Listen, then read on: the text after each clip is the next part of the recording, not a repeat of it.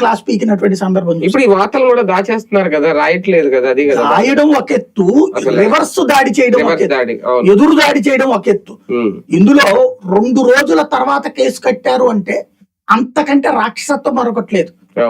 అసలు నాకు అన్నిటికంటే భయం వేస్తున్నది ఏంటంటే, ఒక మహిళని నడి రోడ్డు మీద అట్లా నిలబెట్టిన అంశాన్ని ఒక సాధారణ సగటు సంఘటనగా చూడటం అనేటటువంటి, అసలు వాడు మనిషి పశువు అనేటటువంటిది, ఆ నాయకుడు అనేటటువంటి వాడు.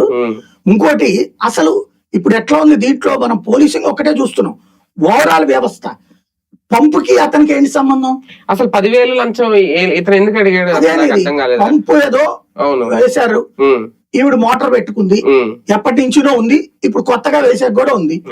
నువ్వు అట్లా మోటార్ పెట్టుకోవాలంటే డబ్బులు దాకియాలి.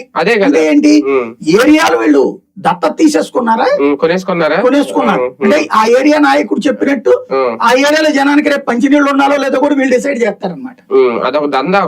అది అంటే ఓవరాల్ గా వ్యవస్థలన్నీ కూడా అధికారంలో ఉన్నోడికి ఏది అధికారంలో ఉన్నోడికి కార్యకర్తలాగా పనిచేయాలి, వాడు చెప్పినట్టే నడవాలి అనే సిస్టమ్ మిగిలితే ఇది రాక్షసత్వం. నాట్ ఓన్లీ వీళ్ళే కాదు, ఇప్పుడు రేపు పొద్దున ఇది చూశాక ఇలాంటి ఎక్స్ట్రీమ్ పవర్స్ లేకపోతే రేపు పొద్దున వైసీపీ వాడు జగన్ మీద ఏదో తిరుగుతాడు, వైసీపీ పొరపాటు అధికారంలోకి వచ్చిందంటే అప్పుడు వాళ్ళు బిగిన్ చేస్తారు.